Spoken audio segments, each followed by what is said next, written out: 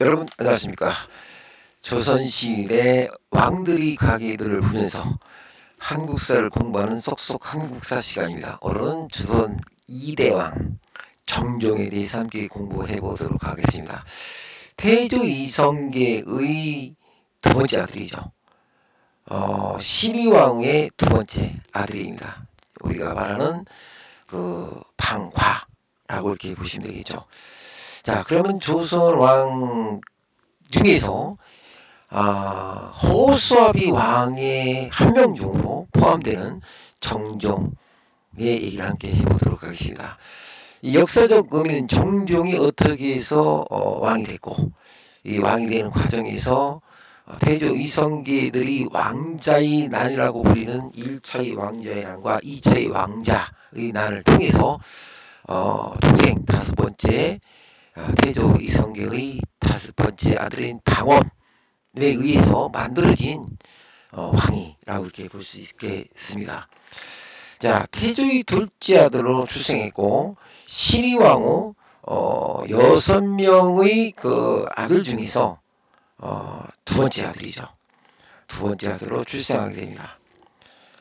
성품이 인자하고 용기와 지략이 뛰어난 것으로 알려지고 있고 고려 때 아버지를 따라 북방 전투에 참가하여 많은 공을 세운 것으로 이렇게 알려지고 있습니다.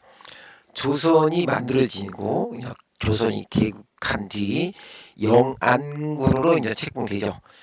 방과는 사실적으로 권력을 지향하는 기질은 아니었고 태조 이후 왕자의 난 1차, 2차 왕자의 난으로 발생한 그 풍파를 겪지도 않았습니다.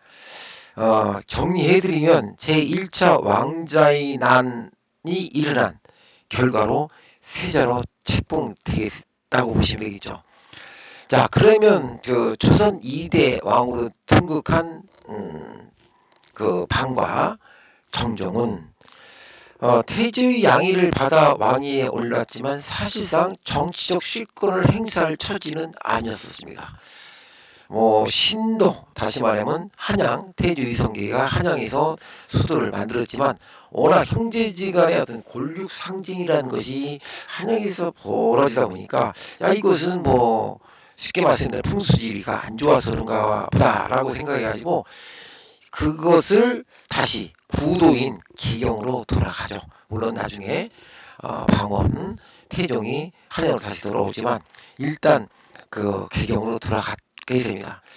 1400년 제2차 왕자의 난이 수습된 뒤 그 실세인 정안군, 다시 말해서 이방원 아시죠? 태종 나중에를 왕세자로 삼을 수밖에 없게 되죠. 그래서 이제 이방원의 뜻에 따라 그 조선 초기에는 그 고려 때에 그 있었던 무신 정권이 가지고 있던 사병을 많이 데리고 있었죠.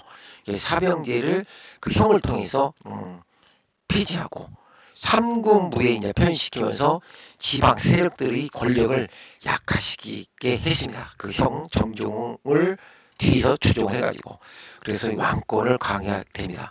사실상 실권이 없는 왕이었죠. 자, 그럼 정종의 정치적 판단은 모든 것이 그 결정은 거의 동생 이방원의 뜻에 따라 이루어졌다고 보면 되죠. 사실상 정종의 재위기간이 2년밖에 안 되죠. 그 2년밖에 안 되는 기간 동에서 이 정무, 정치보다는 격구 등 오락에 심취하고 그런 행동은 이방원을 또 어떻게 보면 안심케 하는 효과가 있었다고 보죠. 즉위한 2년 만에 동생 방원에게 왕위를 물려주고 상황으로 이제 초대가 되죠.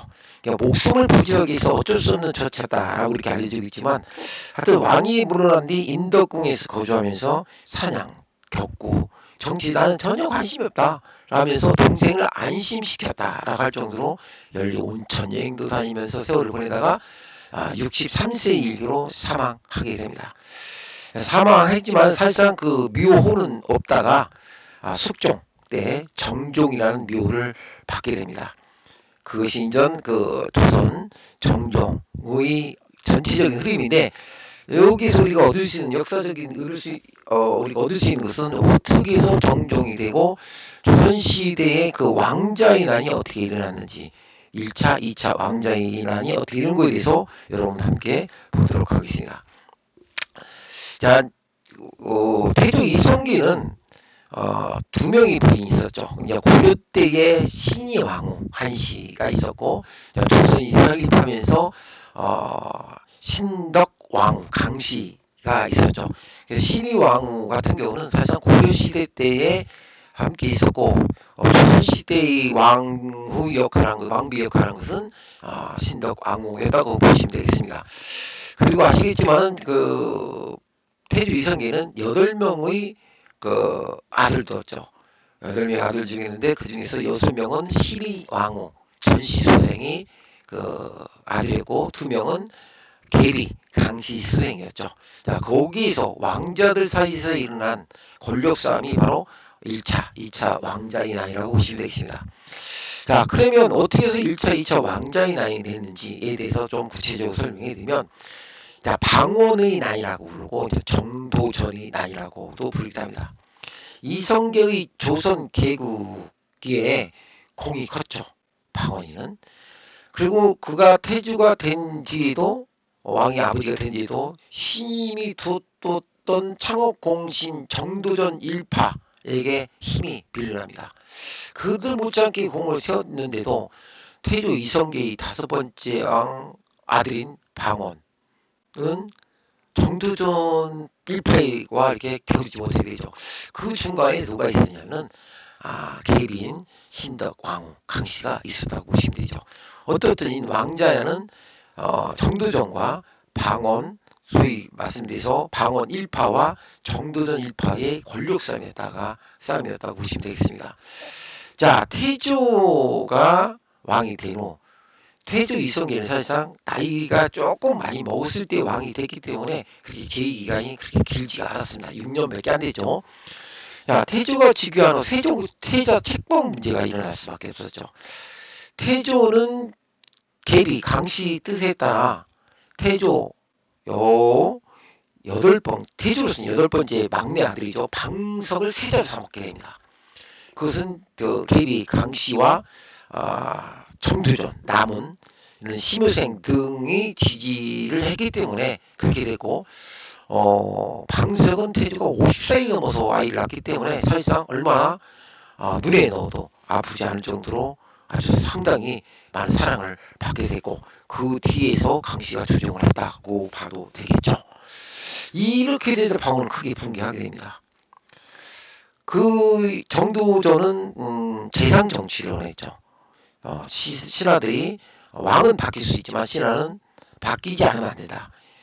신하들에 의한 정치를 원했던 재상 정치를 원했던 것이 정도전이었고 방언은 재상 정치를 원치 않았죠. 그러니까 왕권 정치를 원했던 거죠. 그래서 이제 첫 번째 원인은 전비 그러니까 신의 왕후 전시수생의 아들들이 책봉에서 세자 책봉에서 무시당했다는 점도 있었고 창업공신으로서의 자신이 공로를 인정해주지 않는 데는 불만이 컸던 거죠.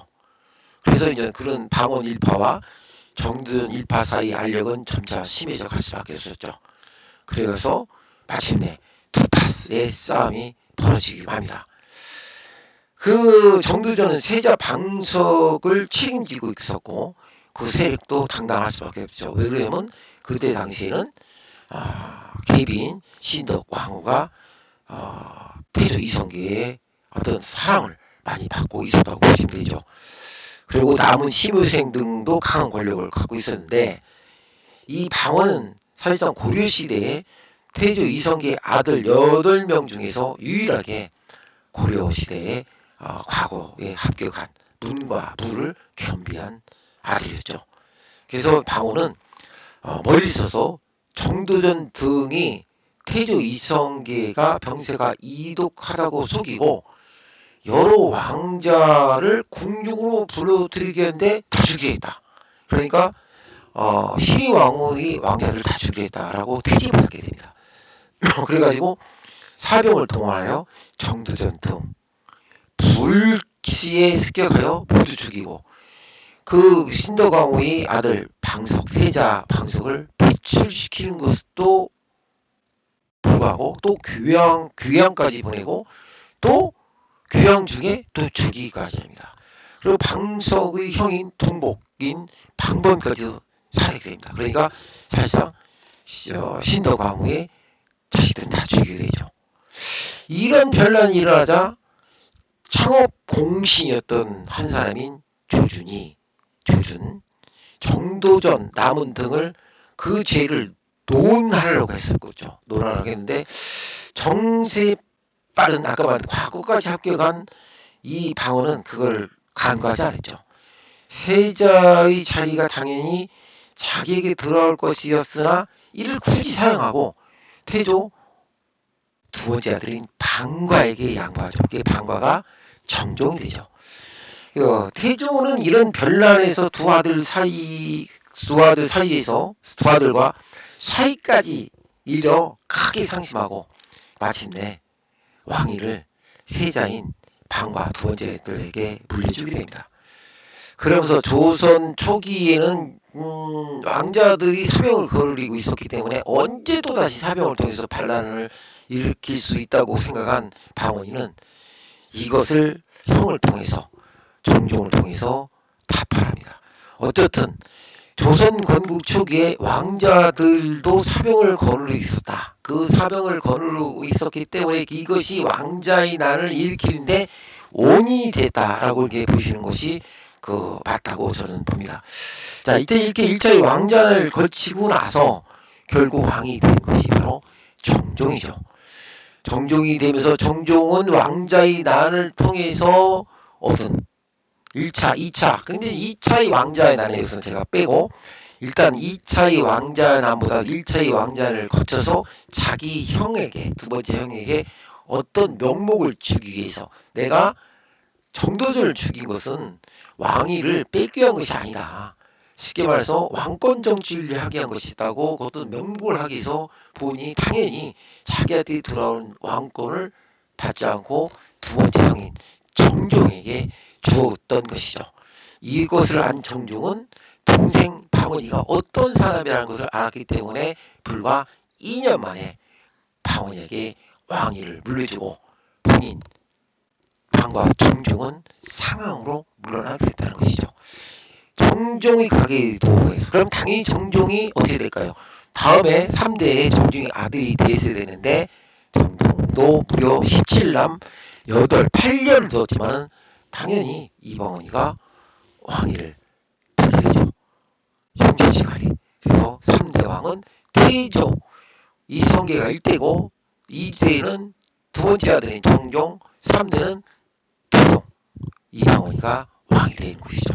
그래서 조선 2대 왕 정종은 호수아비 왕이었다 라고 이렇게 표현해도 되겠습니다. 중요한 것은 정종은 1차, 2차 왕자의 날 거쳐서 된 왕이 바로 정종이다. 여기까지 알고 계시면 되겠습니다. 다음 시간에 뵙도록 하겠습니다. 안녕히 계십시오.